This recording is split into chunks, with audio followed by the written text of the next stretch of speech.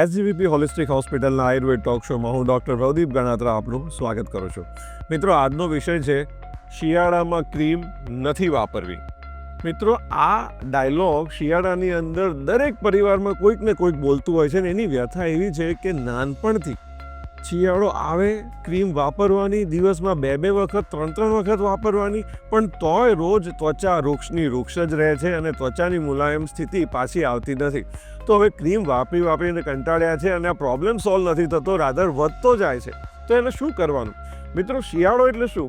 શિયાળો એટલે સૂર્યદેવ આપણી સાથે ઓછો સમય જોડાય, એટલે ઉષ્મા આપણી સાથે ઓછો સમય રહે એટલે ઠંડક વધે, ઠંડીથી વાયુ વધે ને વાયુથી ડ્રાયનેસ વધે.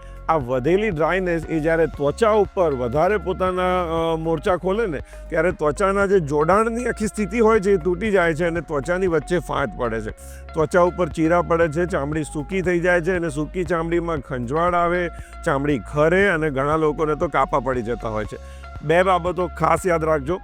આયુર્વેદ અનુસાર શિયાળામાં ભૂલ્યા વગર દરરોજે સવારે તલના તેલથી આખા શરીરે માલિશ કરવી અનિવાર્ય છે. એટલે તલના તેલના કારણે ત્વચાની સ્નિગ્ધતા સચવાઈ જશે અને પછી તમે હુંફાળા ગરમ પાણીથી સ્નાન કરી લો. અને જેને સ્કિન વધારે ડ્રાય રહેતી હોય એને નાહ્યા પછી પણ થોડુંક તેલ હાથમાં લઈને હાથે પગે અને ફેસ ઉપર લગાવવાથી અનેક ક્રીમો વાપર્યા પછી પણ તમને જો ફાયદો નહીં મળ્યો હોય તો તેલના કારણે તમને ચોક્કસ ફાયદો મળશે. આ પ્રયોગ તમે આજે જ ચાલુ કરી દો અને જે રીતે ત્વચાને તમે બહારથી સ્નિગ્ધતા આપો છો ને એ વખતે શિયાળાની 2 ખાસ બાબતો. એક, તલમાંથી બનતું કચરિયું એ દરરોજે 1 ચમચી તમે સરસ ચાવીને ખાઓ અને આ સિઝનમાં જે આપણે ચ્યવનપ્રાશ આવે છે એ પણ તમે દરરોજે લેવાનું શરૂ કરશો. તો મિત્રો, ચોક્કસ તમે શિયાળાની અંદર અનેક ક્રીમો પછી પણ જે ત્વચાની રૂક્ષતાને હેન્ડલ નથી કરી શક્યા, આ બંને વાતનો પ્રયોગ કરીને અમને ખાસ કમેન્ટમાં જણાવજો કે તમારો અનુભવ કેવો રહ્યો.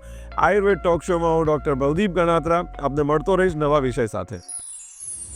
एसजीवीपी होलिस्टिक हॉस्पिटल, एलोपैथी, आयुर्वेद एवं योग.